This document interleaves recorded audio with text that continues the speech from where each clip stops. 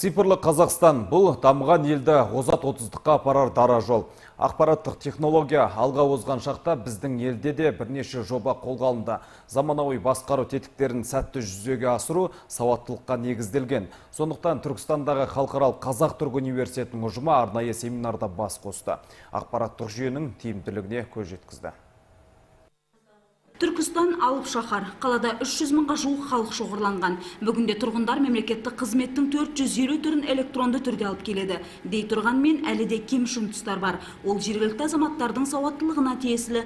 Бүгінгі семинар ұстаздарға ақпараттық технологияның жаңа қырларымен танысуға мүмкіндік берді. Енді басқа да нелерді осы электрондық үкімет порталына басқа да қатысушыларды дейміз, болмаса өзіміздің қарапайым халықты ең бірінші сол кісілерді шақырамыз. Электрондық үкімет порталын үнемі пайдаланыңыздар. Оны пайдаланатын болсаңыздар, ешкімге тәуелді болмайсыздар.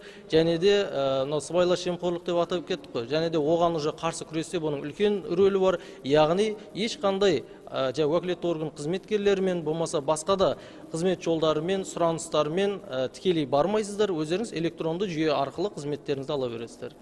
Бағдарламаның басты мақсаты қазақстандықтардың өмір сапасын арттыру, әрі ұлттық экономиканы цифрландыру. Құжатты жүзеге асыру шеңберінде 2020 жылға дейін интернет қолданушылардың санын 80%-ға жеткізу жоспарланған. Тұрғындардың 95%-ын цифрлық хабар таратумен қамту, азаматтардың цифрлық сауаттылығын 80%-ға дейін арттыру көзделуде. Игілікке ұстаздар қауымы бек дайын.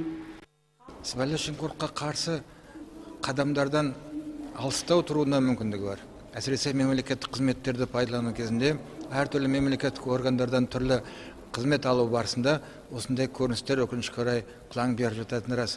Міне осының алдын алу әсіресе электронды қызмет арқылы жүзеге асырылғанда бұлардың барлығынан мейлінше алыстауға болады.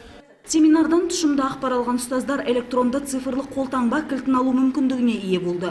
Ол арқылы еліміздегі мемлекеттік қызметтің 746 түрін үйде отырып алуға болады.